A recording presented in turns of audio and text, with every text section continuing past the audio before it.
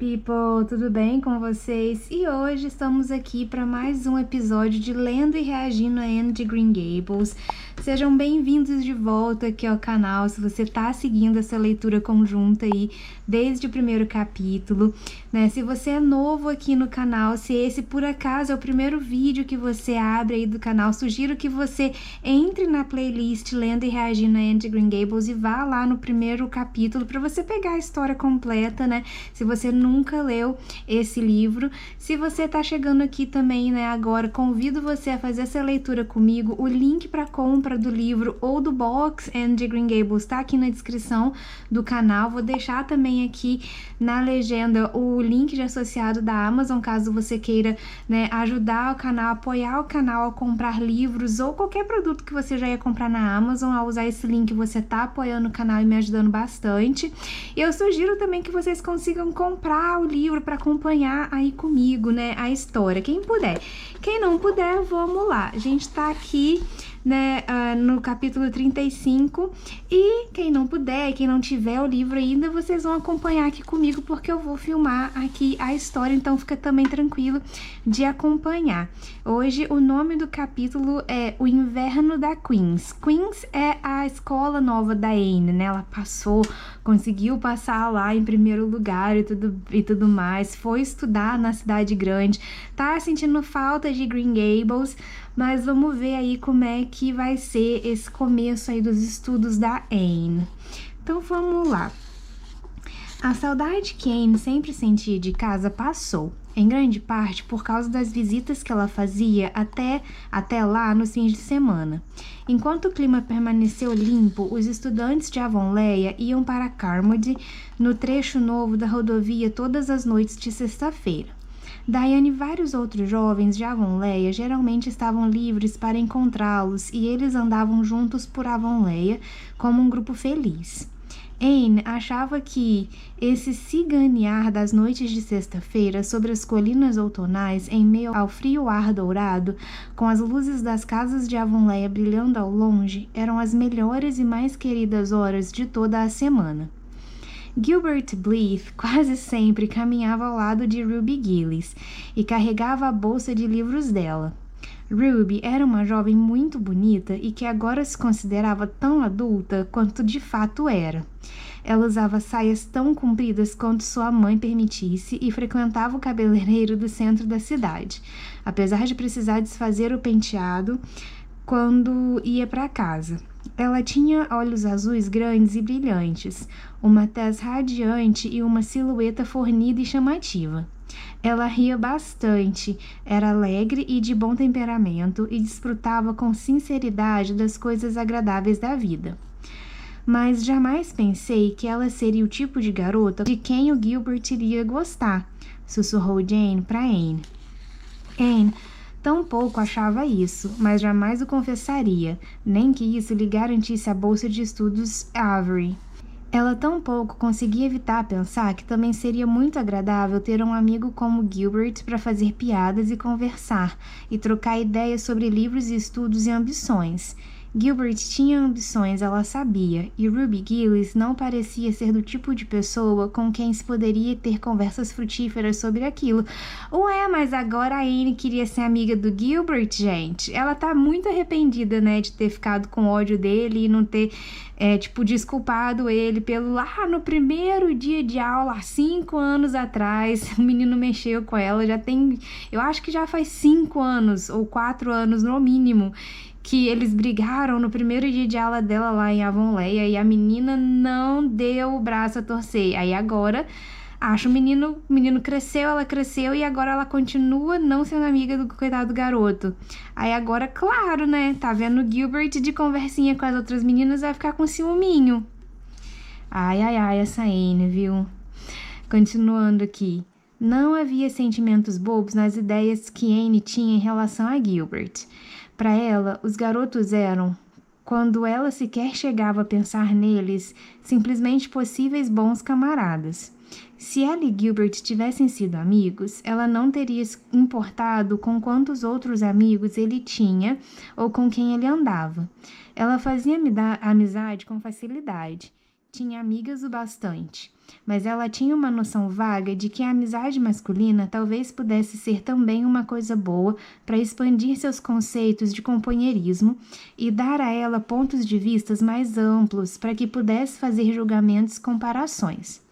Não era o caso de que Anne fosse capaz de expressar seus sentimentos sobre esse assunto de modo tão claro assim, mas ela achava que se Gilbert algum dia tivesse caminhado com ela do trem pelos campos gelados e bifurcações repletas de samambaias, talvez eles tivessem tido muitas conversas alegres e interessantes sobre o novo mundo que se abria à volta deles e sobre suas esperanças e ambições nesse mundo.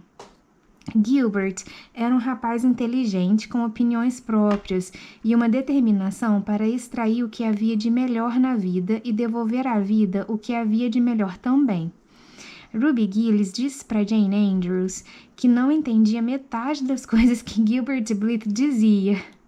Ele falava exatamente igual a Anne Shirley quando ela ficava pensativa, e que, da parte dela, ela não via a mínima diversão em ficar se importando com livros e coisas do gênero quando você não era obrigado. Frank Stockley era muito mais espevitado, mas não era tão bonito quanto Gilbert, e ela realmente não conseguia decidir de quem gostava mais. Na academia, Anne aos poucos reuniu um grupo de amigos, estudantes pensativos, imaginativos e ambiciosos como ela. Da menina rosa-vermelha, Stella Maynard, e da menina sonhadora, Priscilla Grant, ela logo ficou íntima e descobriu que Priscilla, a donzela pálida de aparência espiritual, gostava muito de travessuras, de pregar peças e de se divertir enquanto Stella, vivaz de olhos negros, tinha um coração repleto de sonhos ansiosos e de caprichos, tão aéreo e colorido quanto da própria Anne. Depois do Natal e do Ano Novo, os estudantes de Avonlea pararam de voltar para casa às sextas-feiras e começaram a se dedicar com afinco aos estudos. Àquela altura, todos os alunos da Queen's já haviam gravitado para as suas próprias posições na classificação dos alunos e as diferentes categorias tinham assumido distintos e estabelecidos matizes de individualidade. Certos fatos passaram a ser aceitos de modo geral. Admitia-se que a medalha era praticamente disputada entre 3 pessoas, Gilbert Blythe, Anne Shirley e Luz Wilson. Em relação à bolsa de estudos Avery, havia mais dúvidas, e qualquer um entre um grupo de 6 alunos tinha chance de sair vencedor. A medalha de bronze de matemática estava praticamente ganha por um garoto gordo, pequeno, engraçado e interiorano, com calombos na testa e casaco remendado.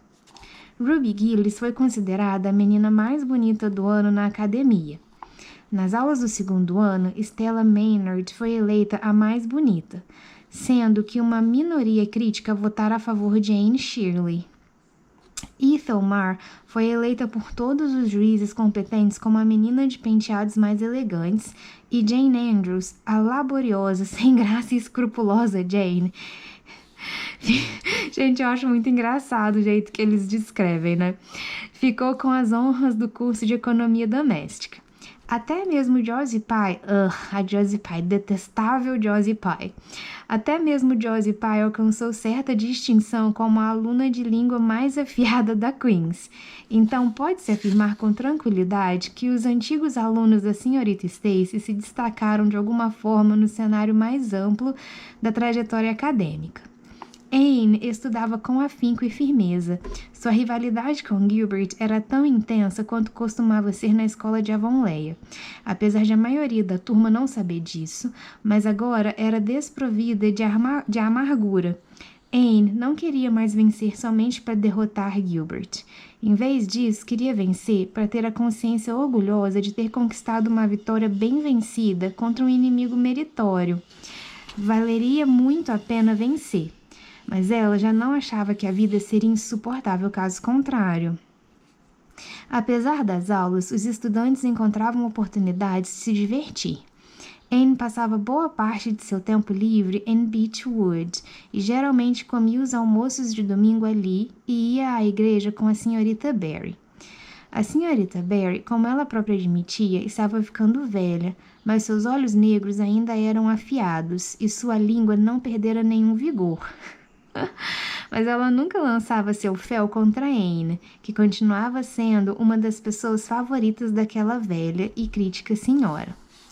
A menina Anne está melhorando constantemente, disse ela. Eu me canso das outras meninas, pois elas têm uma mesmice eterna e irritante. Anne tem tantas nuances quanto o arco-íris, e cada nuance é a mais bonita que há enquanto dura.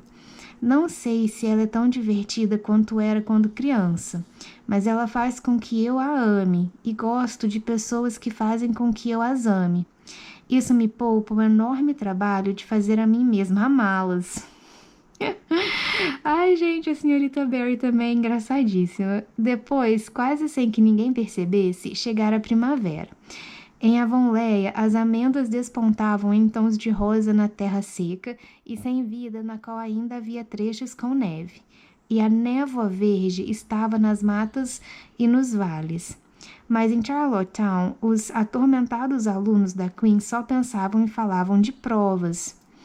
Não parece possível que o ano letivo esteja quase terminando, disse Anne. Ora, no outono passado, o fim parecia distante demais para se ansiar por ele, pois ainda tínhamos todo um inverno de estudos e aulas pela frente. E aqui estamos, com as provas chegando na semana que vem. Meninas, às vezes sinto como se essas provas significassem tudo na vida. Mas quando olho para os botões grandes crescendo naquelas castanheiras e para o ar enevoado de azul no final das ruas, as provas não me parecem tão importantes assim. Eu acho tão bonito o quão a Anne é ligada à natureza. Eu acho tão bonito quando ela faz essas descrições. Continuando aqui, ó. Jane Ruby e Josie, que haviam ido visitar Anne, não tinham a mesma visão. Para elas, as provas seguintes eram de fato constantemente muito importantes, muito mais importantes do que os botões de castanheiras e a neblina da primavera. Para Anne, que com certeza passaria em todas as provas, não havia problema diminuir sua importância de vez em quando. Mas quando seu futuro inteiro dependia dessas provas, como as meninas sinceramente achavam que o delas dependia, não se podia fazer elucubrações filosóficas com relação a elas. Gente, vamos procurar essa palavra aqui, ó, elucubrações. Nunca tinha ouvido falar. Vou olhar aqui, ó. Elucubrações. Elucubração, meditação intensa, reflexão veemente constante, lucubração, especulação ou afirmação desconecta e imaginativa, com sentido irônico. Não conseguia perceber as elucubrações daquele professor. Então, é meio que uma reflexão, né? Tipo assim, ela estava fazendo uma reflexão filosófica, uma meditação sobre o assunto. Continuando aqui, ó. Perdi mais de 3 quilos nas últimas 2 semanas, suspirou Jane. E não adianta dizerem para eu não me preocupar. Eu vou me preocupar. Preocupar-se ajuda bastante. Você parece estar fazendo alguma coisa quando está se preocupando. Seria terrível se eu não conseguisse ganhar o certificado depois de ter passado todo o inverno na Queen's e de ter gastado tanto dinheiro assim. Eu não me importo, disse Josie pai. Se eu não passar esse ano, volto no ano que vem. Meu pai tem dinheiro para me mandar para cá de novo. Anne, Frank Stockley diz que o professor Tremaine falou que Gilbert Blythe com certeza ganharia a medalha e que Emily Clay provavelmente ganharia a bolsa Avery.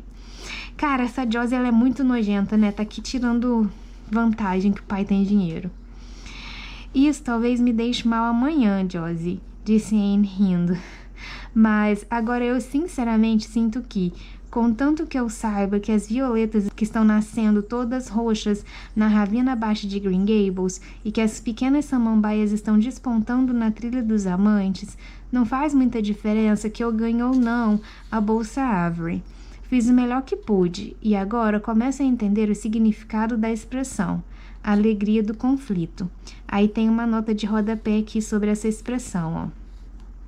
Citação de parte do verso da segunda estrofe do poema The Woman on the Field of Battle, A Mulher no Campo de Batalha, de Felicia Dorothea Browne Hemans. Aí tem aqui o verso, ó. Some for the stormy play and joy of a stride. Aí a tradução, algumas pelas ações violentas e pela alegria do conflito. Então, essa é a alegria do conflito. Aí, continuando a história. Tentar e conseguir é tão bom quanto tentar e fracassar. Meninas, parem de falar das provas. Olhem para o arco de céu verde pastel sobre aquelas casas e imaginem como deve ser a aparência dele sobre as matas de faias roxo escuros em Avonlea. O que você vai vestir na formatura, Jane? Perguntou Ruby, falando de assuntos práticos. Jane e Josie responderam imediatamente, e a conversa deu uma reviravolta e passou a ser sobre modas. Mas Anne, com os cotovelos apoiados no parapeito da janela, as bochechas suaves recostadas contra suas mãos entrelaçadas e os olhos cheios de visões, olhava distraidamente dos telhados e pináculos da cidade para o domo glorioso que era o céu no pôr do sol e costurava seus sonhos de um possível futuro com o tecido dourado do próprio otimismo da juventude. Tudo o que havia pela frente era dela, com suas possibilidades espreitando cor-de-rosa nos anos vindouros. Cada ano uma rosa promissora para ser costurada em uma grinalda imortal.